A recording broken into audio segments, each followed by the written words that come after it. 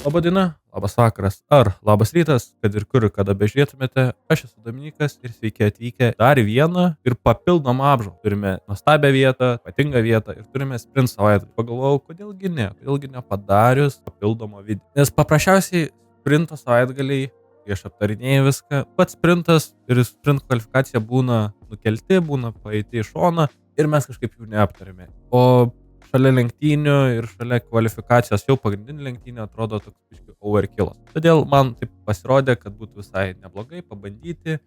Neprižadu, kad visą laiką tai bus, bet manau galime pabandyti. Kur geriau, jeigu ne Brazilijoje. Na ir kągi, tai pradėsim kaip ir viskas tas pats, kaip ir su lenktynėmis. Pradėsime nuo sprint kvalifikacijos. Tai Lando Norrisas užėmė pole poziciją. Tikrintai viso savaitgalio metu, nors ir pirmojoje treniruotėje Piastris turėjo tą pranašumą, bet paskutinėme rate Norrisas pasiėmė tą pirmos pozicijos rolę. Toliau visos kvalifikacijos metu jis tiesiog dominavo, buvo užtikrintas, pirmavo ir, atrodo viskas logiška.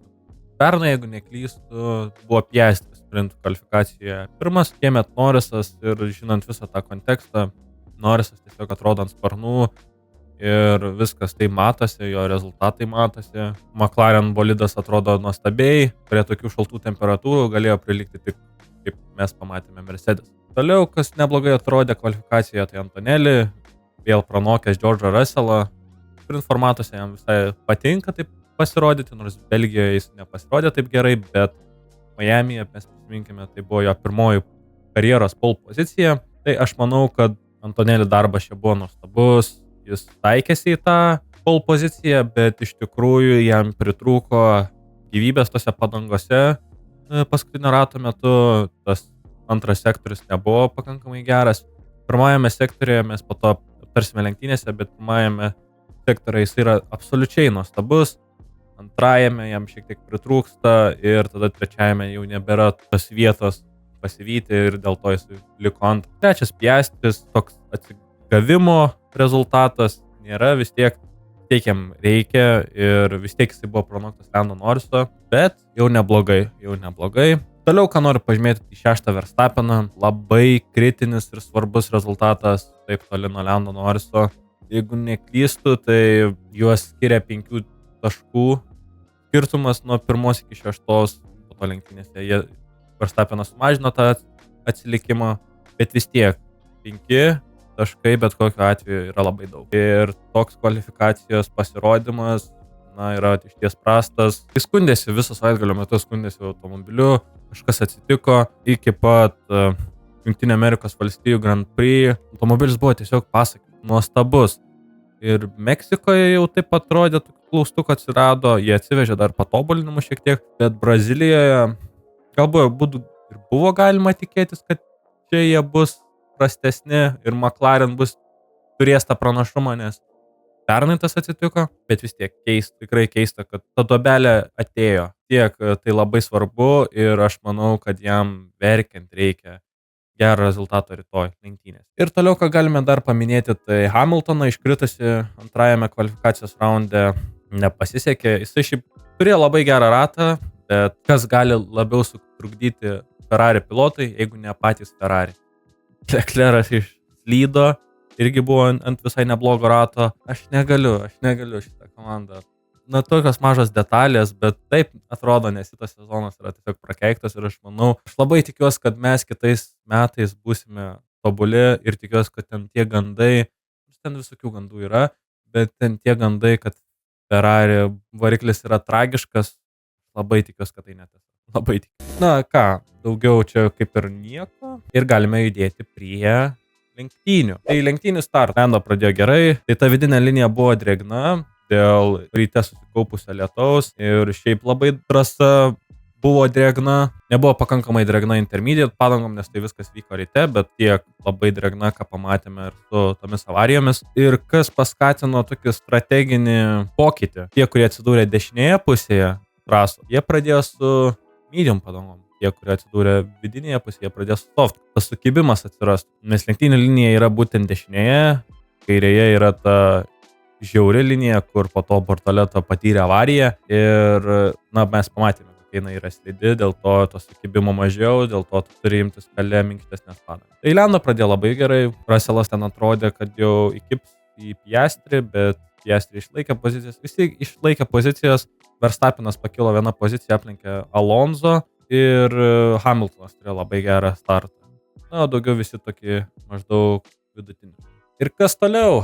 Iš tikrųjų jo, gaila matyt, kai matyt tokį rezultatą, matyt tokius gerus rezultatus viso sezono metu. Ir dabar matyti tokį Piastrį, atrodo diena ir naktis, kas pasikeitė, ta prasme, aš net nesuprantu, kas galėtų būti tokio, kas taip drastiškai pakeistų. Aš suprantu, kad tas Azerbaidžano savaitgalis buvo labai košmariškas ir tikrai buvo game changeris, galima sakyti, Italija buvo game changeris, bet ten tie papaya rules, Oskaras jau 3 metai, ten nenaujiena yra, kad tokius nesąmonės daro McLaren. Ir tada po to viskas atrodo važiavo žemyn ir sunku paaiškinti, labai sunku paaiškinti, kaip Norrisas po vasaros pertraukos iškilo ir būtent po to variklio gedimo, kur atrodė viskas, Piastris jau turi savo titulą, na ir kaip viskas pasikeitė.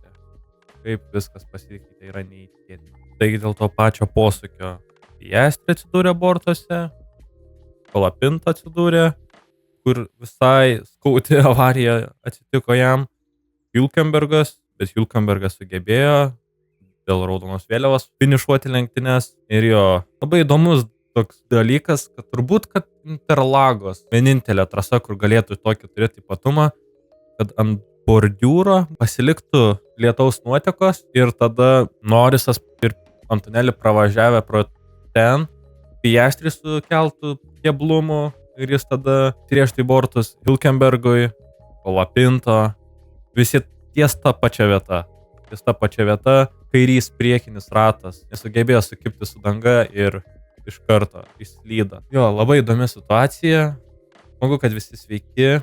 Dėl to ir ypatingai yra šita trasa ir žavinga, nes tas neprognozuojamas oras ir tokia trasa, tokių ypatumų trasa, iš ties žavi. Na ir pereinam prie tradicinės lentelės. Tai Lando Norrisas laimėjo sprint lenktynes, atlaikęs Antonelis spaudimo po restarto.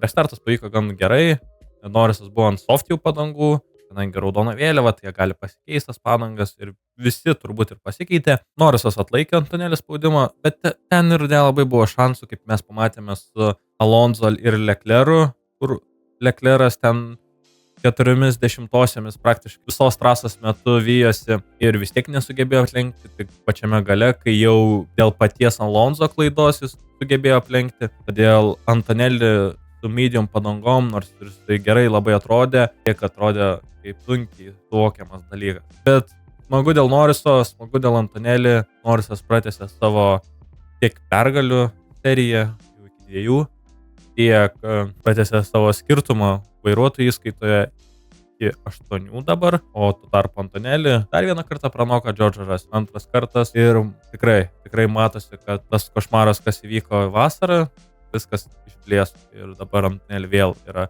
kaip ant sparnų. Trečia, George'as Russellas startė pabandė kažką pakovoti, bet daugiau nelabai buvo konkurencingas, bet vis tiek trečia pozicija, jis kažkaip moka atsidurtasi trečiose pozicijose, tinkamai vietai, tinkamų laiku ir kažkaip natūraliai gaunasi tie podiumai. Bet šiaip Mercedes bolidas labai geras šioje trasoje ir šiomis sąlygomis. Palyginus, San Paulas šio laikotarpio, būtent šiandien, yra pakankamai šaltas, reiškia Mercedes pranašu. 4. Verstappenas, toks damage limitation, nelabai ką galėjo padaryti, bet ir pats labai buvo nepatenkintas bolidu, iš karto, kai buvo iškelta raudona vėliava, sako, kad kas atsitiko su automobiliu, dabar per tą pertrauką iki kvalifikacijos kažką turi daryti Red Bull ir turi daryti greitai, nes tai yra labai svarbu, tai gali būti kertinis momentas, kaip pernai buvo kertinis momentas su Lando Norrisu, kai jisai išslydo, Verstappenas pelnė pirmą poziciją, taip ir čia gali atvirkščiai pasidaryti, kad lenktynėse Lando Norrisas dominuoja, o Verstappenas dūrė niekur.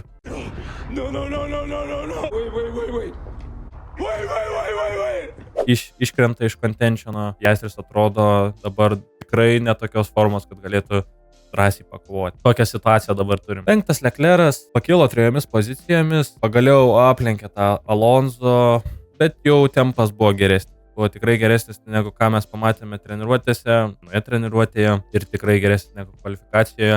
Kvalifikacijoje jis tikrai galėjo geriau pats sakė, kad jis galėjo geriau pasirodyti. Toriškai Brazilija nebuvo niekada tokia labai stipri Ferrari trasa, būtent šio reglamento eroje. 6. Alonso, labai geras rezultatas, 3 taškai, jiem kovoti su Racing Bulls. Racing Bulls ir Aston Martin vis lygina taškais. Racing Bulls vis tiek aukščiau, nes jų geresnis rezultatas su Hadžia. Ir čia vieta Nyderlanduose, bet vis tiek jau išsilyginus taškai ir ta situacija dėl 6 vietos, kova dėl 6 vietos konstruktorių taurėje, papildomi pinigai, tai skiriasi tarp 6 ir 7 vietos labai daug. Toliau, kalbant apie 7 vietą, Lewisas Hamiltonas pakilęs net 4 pozicijomis, turėjo puikų startą, iš išorės taip aplenkė visus gražiai ir turi 7 vietą. Nepavyko ten su Alonso, vyjosi, jie ten Leclerc'as, Alonso ir Hamiltonas buvo viename peke, bet Hamiltonui dėja pritrūko laiko, pritrūko galbūt geresnių trasos kondicijų, kad jis galėtų taip pat aplenkti Alonso.